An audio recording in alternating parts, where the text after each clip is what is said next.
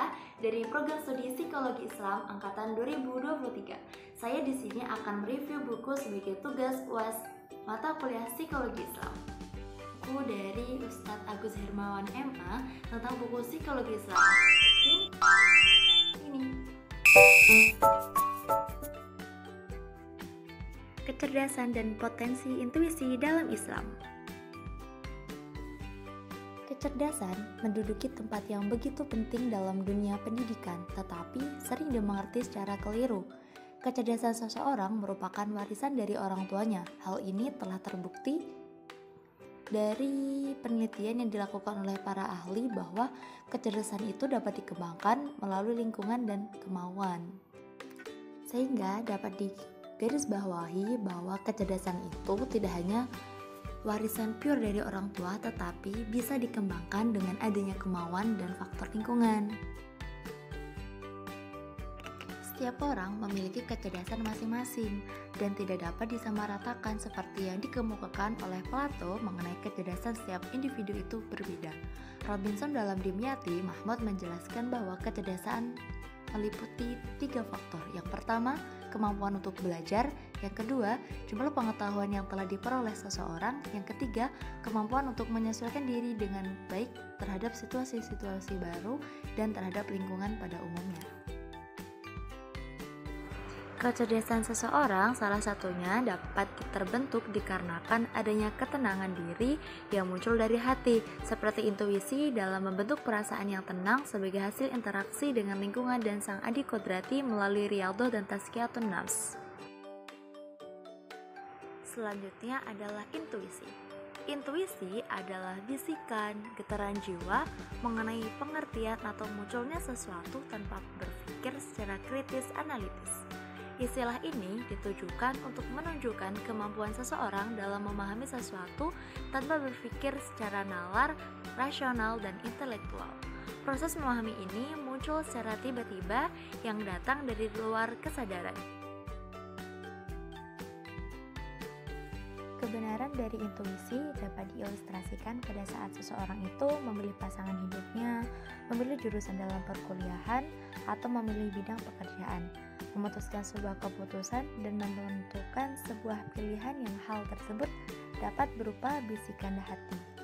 Ilham, informasi laduni berupa getaran dalam jiwa yang secara yakin, tenang, kebenaran yang diambilnya. Berdasarkan penjelasan tersebut, maka dalam memahami intuisi dapat dilakukan dengan melatih kejernihan hati, ketenangan diri, melalui pendekatan diri kepada Sang Maha Mengetahui segala sesuatu.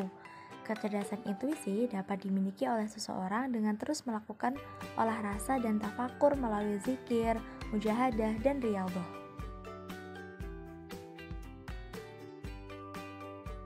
Ilmu memiliki peran dalam proses intuisi.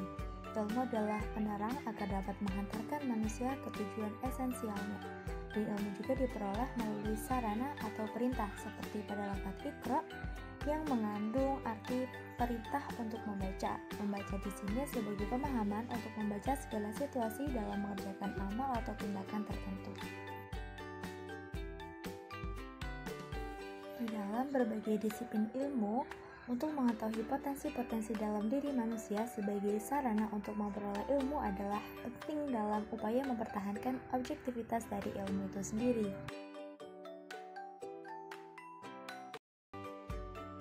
Adapun potensi-potensi dan alat dalam diri manusia yang capable, menurut Imam Al-Ghazali dalam kitabnya terbagi menjadi 3. Yang pertama adalah panca indera atau hawasul khamsi yang terdiri dari indera penglihat, indera pendengar, indera perasa, indera pencium, dan indera peraba. Kelima indera tersebut merupakan sarana dari penangkap ilmu yang paling awal muncul dari dalam diri manusia. Potensi yang kedua adalah akal. Para ahli bahasa pada umumnya sepakat bahwa akal atau akal berasal dari kata iqal yang berarti tali pengikat yang kuat dan maqal yang berarti sesuatu yang berbenteng kuat di puncak gunung yang tak terjangkau oleh tangan manusia karena kekokohannya. Ketajaman dan akurasi dari akal terkaburkan oleh pengaruh daya imajinasi dan daya estimasi yang dinisbatkan dengan pengalaman hissi. Maka akal ini seperti cermin, yaitu cermin yang apabila bersih dan murni dapat merefleksi objek sebagaimana realitasnya. Di dalam kitab Ihya al-Ulumuddin, Al-Ghazali menyediakan sesuatu bab khusus untuk membicarakan keluhuran dan kemuliaan dari akal, jenis-jenisnya serta sifat, fungsi, dan kapabilitas dari akal. Di dalam arti metafisis, akal itu identik dengan bertempat di hati sebagai sinar latif atau sir ruhani.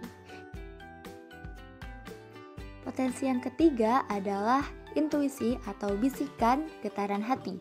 Penjelasan mengenai intuisi ini menurut Al-Ghazali dalam kitabnya Mishyat al-Anwar menyebut bahwa intuisi sebagai potensi lain di atas akal, yaitu ruh quds nabawi yang dimiliki oleh para nabi dan wali yang memiliki daya kemampuan menangkap wujud di luar nalar. Imam Al-Ghazali membagi intuisi menjadi dua, yang pertama intuisi fisis, yang kedua adalah intuisi transendental. Selanjutnya adalah hal-hal penting tentang intuisi. Yang pertama, intuisi itu harus dikembangkan. Intuisi dan alasan logis adalah dua hal yang saling melengkapi.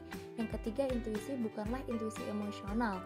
Yang keempat, intuisi berupa tindakan permintaan untuk mengikuti apa yang ada dalam perasaan.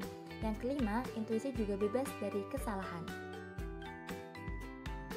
Oke guys, tadi adalah review materi tentang kecerdasan dan potensi intuisi dalam pandangan Islam.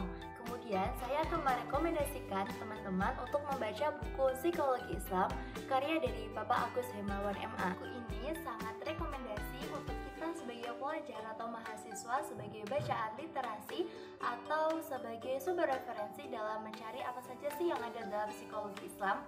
Ketebalan dari buku ini itu sekitar 131 lembar. Kemudian buku ini adalah cetakan pertama pada bulan Desember 2021. Masih baru kan? Nah, kemudian buku ini diterbitkan oleh CV Pustaka Ilmu Group, yaitu di Kota Bantul, Yogyakarta. Nah, sangat rekomendasi bukan? Kemudian buku ini juga menjelaskan tentang biografi singkat tentang sang penulis, yaitu Bapak Agus Hermawan MA. Nah, untuk kalian nih yang pengen tahu lebih dalam tentang psikologi Islam, kalian bisa beli buku ini kepada beliau, Bapak Agus Hermawan MA. Ya, sekian dari saya. Assalamualaikum warahmatullahi wabarakatuh.